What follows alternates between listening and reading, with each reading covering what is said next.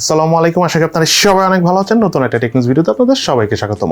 আমাদের আজকের দিনে নাম্বার 1 টেক নিউজটা হলো স্যামসাং গ্যালাক্সি S22 সিরিজের 3টা ফোন আগামী ফেব্রুয়ারি মাসের প্রথম 2 সপ্তাহের মধ্যে লঞ্চ হবে। S22, S22 প্লাস এবং S22 আলট্রা। এর মধ্যে S22 আলট্রা ফোনটাতে বিশাল হাই স্পিডের একটা চার্জার থাকবে, 45 ওয়াটের 45 ওয়াটের ফাস্ট চার্জিং সুবিধা থাকবে শুধুমাত্র S22 আলট্রা ফোনটাতে। এরকম আমরা একটা নিউজ পেয়েছি। স্যামসাং কেন যেন অনেক লেটে টেকনোলজিগুলো অ্যাড করতেছে। অবশ্যই অ্যাপেলও সেম কাজটা করে, বাট 45 ওয়াট যদি নির্দিষ্ট প্রপারলি কাজ করে দেন ঠিক আছে। তবে 45 এর জায়গায় 65 বা 70 ওয়াট হলে একটু বেশি ভালো হতো, বিকজ সব কোম্পানিগুলো এখন 60 ওয়াটের উপরে চার্জার দিয়ে থাকে প্রিমিয়াম ফোনগুলোর ক্ষেত্রে। অর্থাৎ 80-90 হাজার টাকার ফোনে এখন এই 18-20 ওয়াটের চার্জার বা 25 ওয়াটের চার্জার কোনো কোম্পানি দেয় না স্যামসাং ছাড়া। যাই হোক, আমাদের আজকের দিনে সেকেন্ড টেক নিউজটা হলো OnePlus মোবাইলটাতে এখন কিন্তু অপ্পোর কালার ওয়েসই ইউজ করা হচ্ছে, বাট আমরা কিন্তু জানি ইউনিফাইড ওয়েস নামে একটা ওয়েস আসবে, যেটা অপ্পো এবং OnePlus দুটো ফোন ইউজ করা হবে। বাট নতুন আমরা একটা লিক্স পেয়েছি, সেটা হলো এই ওএসটা যেটা ইউনিফাইড ওএস নামে আসার কথা, সেটা সম্ভবত ইউনিফাইড ওএস না এসে H2OOS নামে আসতে পারে, অর্থাৎ পানি ওএস। যদি আমি বাংলায় করি, H2 এর অর্থ তো পানি বোঝায়, বাংলা বলতে আর কি সাইন্টিফিক ওয়ার্ডের বাংলা আর কি পানি। এই নামটা 2015 সালে রেজিস্ট্রেশন করেছে OnePlus। তার মানে হতে পারে এটাই তাদের প্ল্যান ছিল, আজ থেকে 7 বছর আগে তারা রেজিস্ট্রেশন করে রেখেছিল। যেহেতু টেকনোর কিছু ফোনে একটা সফটওয়্যার আপডেট এসেছে, এই আপডেট করার মাধ্যমে তাদের এই ফোনগুলোতে 5GB ভার্চুয়াল র্যাম অ্যাড হয়ে যাবে, এবং সেই মডেলগুলো হলো টেকনোর কেমন 18, পোভা নিও, স্পার্ক 80, স্পার্ক 8 প্রো। এই 4টি মোবাইলেই এই আপডেটটা এসে পড়েছে। আপনারা যারা এই ফোনগুলো ইউজ করে থাকেন তারা এখনই আপডেটটা করে ফেলুন, আপনি আপনাদের মোবাইলে তাহলে 5GB পর্যন্ত ভার্চুয়াল র্যাম পেয়ে যাবেন। এদিকে আগামী মাসের 9 তারিখে ইন্ডিয়ান মার্কেটে Xiaomi নতুন আরেকটা X সিরিজের টিভি X43 মানে 43 ইঞ্চি সাইজের টিভি লঞ্চ হতে যাচ্ছে ডলবি ভিশনের সুবিধা সহ, এবং এই টিভিটাও 4K রেজুলেশনের এবং তার পাশাপাশি টিভিটার প্রাইস এবং প্রসেসরের ব্যাপারে আমরা এখন পর্যন্ত কোনো আইডিয়া বা ইনফরমেশন পাইনি। হতে পারে কয়েকদিন পরে আমরা সেটা জানতে পারবো। Xiaomi টিভি কিন্তু আস্তে আস্তে মার্কেট দখল করতেছে। টিভির যে ডিসপ্লে প্যানেলটা রয়েছে সেটা এখনো কিছুটা পিছিয়ে আছে স্যামসাং এর থেকে, কিছুটা না অনেকটাই পিছিয়ে আছে। হতে পারে আস্তে আস্তে ডিসপ্লে প্যানেলটা যখন ইমপ্রুভ করে ফেলবে তখন Xiaomi টিভিও অনেক চলবে সনি স্যামসাং এর মতো।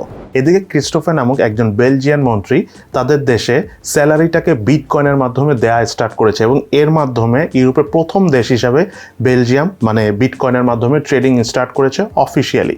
আমি জানি না বিটকয়েনকে সবাই সব দিক থেকে খুব ট্রাই করতেছে তুলে ধরার জন্য। রিসেন্টলি কিন্তু বিটকয়েনের প্রাইস অনেক বড় একটা ফল ডাউন হয়েছিল, এরপর পরেই দেখা যাচ্ছে যে ইলন মাস্ক বিটকয়েন নিয়ে কিছু কথা বলতেছে। এখন আবার বেলজিয়ামের এই মন্ত্রী স্যালারি দিচ্ছে বিটকয়েনের মাধ্যমে। ব্যাপারটা কেমন জানে আমার কাছে একটু আশ্চর্যজনক লাগতেছে। কেন জানি মনে হচ্ছে জোর করে বিটকয়েনের দাম বাড়ানো হচ্ছে।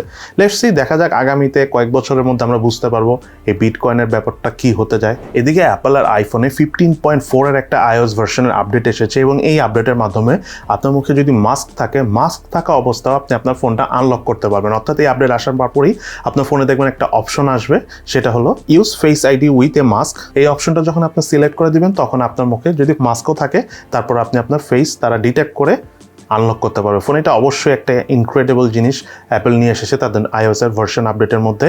আশা করি অন্যান্য কোম্পানিগুলো এইসব বিষয় নিয়ে কাজ করবে, বিকজ এটা খুবই ইম্পর্টেন্ট। স্পেশালি যারা আপনারা বাইক ইউজ করে থাকেন তারা যদি মুখে মাস্ক পরা থাকে বা হেলমেট পরা থাকে তখন কিন্তু অনেক সময় ফেস আইডি কাজ করতো না। স্পেশালি নট অনলি আইফোন, অন্যান্য ফোনেও কিন্তু প্রবলেমটা হয়। সো এখন যেহেতু ফেস আইডির মাধ্যমে আইফোন বা অ্যাপেলের ফোনগুলো যেহেতু আস্তে আস্তে কাজ করা স্টার্ট করেছে, আশা করি অন্যান্য কোম্পানিগুলো এই আপডেটটা তাদের ফোনে নিয়ে আসবে। এবং আমাদের আজকের দিনের সর্বশেষ নিউজটা খুবই ইন্টারেস্টিং একটা নিউজ, সেটা হলো চাইনিজ একটা কোম্পানি Gionee G13 Pro নামক একটা ফোন এনেছে, যেটা বাংলাদেশি টাকায় প্রাইস ছিল 7,000 টাকা থেকে 7,500 টাকার মধ্যে। বাট সেই ফোনটা দেখতে হুবহু iPhone 13 এর মতো, 13 Pro 13 Pro Max না, iPhone 13 এর মতো দেখতে, একদম হুবহু, বরং আর iPhone 13 এর থেকে ওই ফোনটা দেখতেও সুন্দর।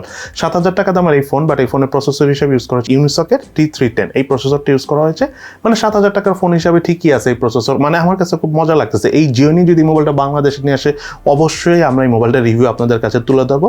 এখন দেখা যাক আসে কিনা, আমি খুবই ইন্টারেস্টেড এই ফোনটার ব্যাপারে। যাই হোক, এখন আর অ্যাপেলের আইফোন আপনাদের অনেক দাম দিয়ে কিনতে হবে এরকম কোনো প্রয়োজনীয়তা নাই। চাইলে আপনারা এখন এই Gionee এই ফোনটা কিনতে পারেন, কিনে এটা আপনারা as a rough and tough use করার ফোন হিসাবে ইউজ করতে পারেন। অর্থাৎ থাকে না সবাই একটা সেকেন্ড ফোন ইউজ করে না, সেই ফোন হিসাবে আপনারা এই ফোনটা ইউজ করতে পারেন। সো এই হলো আমাদের আজকে টেক নিউজ ভিডিও। সবাই ভালো থাকেন, সুস্থ থাকেন, ইনশাআল্লাহ দেখা হবে ফিউচারে।